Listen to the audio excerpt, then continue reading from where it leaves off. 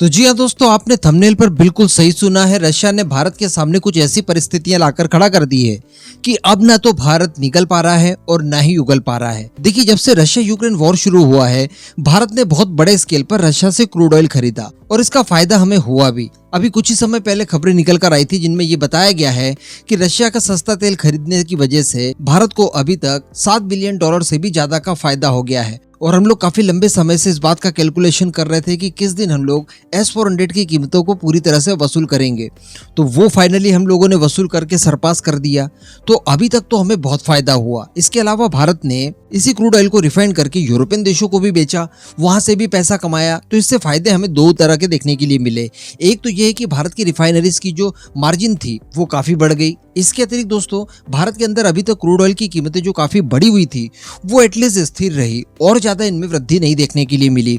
और अब हम लोग ऐसी पोजीशन पर आ चुके थे कि अब हमारे घरेलू मार्केट से पेट्रोलियम पदार्थों की कीमत कम की जा सकती थी। यानी जो पेट्रोल की कीमत है, डीजल की कीमत है, इनके अंदर हम लोग कुछ हद तक कटौती बड़ी आराम से कर सकते थे। लेकिन दोस्तों, अब खबर निकलकर कुछ इस तरह की आ रही है कि जहां पर रशिया शुरुआती चरण में प्रति बैरल हमें $30 का डिस्काउंट दिया करता था, तो आज वो डिस्काउंट पहुंच चुका है केवल $4 प्रति बैरल तक। जी हाँ, ये न के बराबर बचा है। और इसके साथ साथ जो सबसे बड़ी समस्या निकल कर आ रही है वो आ रही है ट्रांसपोर्ट को लेकर। जी हाँ, देखिए, रस्ते का माल सस्ते पर, ये कहावत आपने सुनी होगी। और इस तरह के जो हेर फेर वाले माल होते हैं, इनको लेकर हमेशा से ही अव्यवस्थाएं देखने के लिए मिलती है। रशियन क्रूड ऑयल के ऊपर सैंक्शंस लगे हुए हैं, ऊपर से G7 द्वारा इसके ऊपर प्राइस कैप भी इम्पोज कर दिया गया है। यानी कहा गया है कि आप $60 प्रति बैरल के से ज्यादा कीमत नहीं दे सकते रशियन क्रूड ऑयल को लेकर।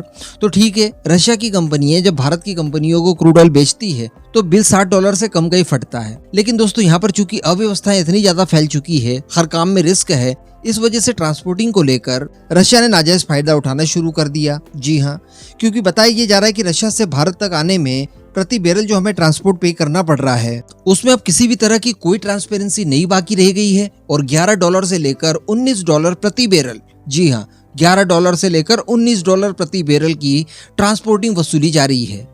तो अब आप सोचिए कि यहाँ पर हम किस तरह से रशियन तेल खरीदेंगे, कितना डिस्काउंट लेंगे और कितना उसके ऊपर मार्जिन बचा लेंगे। अल्टीमेटली जो अभी तक हमें एडवांटेजेस मिल रहे थे वो सारे के सारे मिलना बंद हो गए हैं। अब कुछ लोग ये कहते हैं अक्सर कि यार केवल एडवांटेज के लिए ही हम लोग ये सारी चीजें कर रहे थे।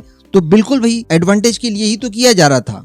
अगर रशिया के तेल के ऊपर डिस्काउंट नहीं मिलता तो हम लोग पागल थोड़े नहीं कि पूरी दुनिया से लड़ झगड़ कर रशिया से तेल का व्यापार करते, वो भी इस लेवल का कि पुराने जितने भी हमारे एक्सपोर्टर हैं क्रूड ऑयल के, उन सभी को कई गुना पछाड़ दिए हैं। तो ये सारी चीजें इसी वजह से तो हो रही थी क्योंकि हमें भारी भरकम स्केल पर डिस्काउंट मिल रहा था। लेकिन अब ये डिस्काउंट चूंकि खत्म ही हो गया है लगभग, इवन अब तो ये महंगा पड़ने लगा है। तो अल्टीमेटली ज्यादा समय तक इस डिस्काउंटेड रेट पर क्रूड ऑयल की खरीद रशिया से जारी शायद नहीं रह सकती, क्योंकि ये जो मैंने आपको ट्रांसपोर्टिंग चार्ज बताया 11 से लेकर $19 प्रति बैरल तक का, ये लगभग 2 गुना है। इतनी दूरी के लिए इतना चार्जेस नहीं लगाया जा सकता, लेकिन अभी चूंकि मजबूरी है, हमें भी देना पड़ता है।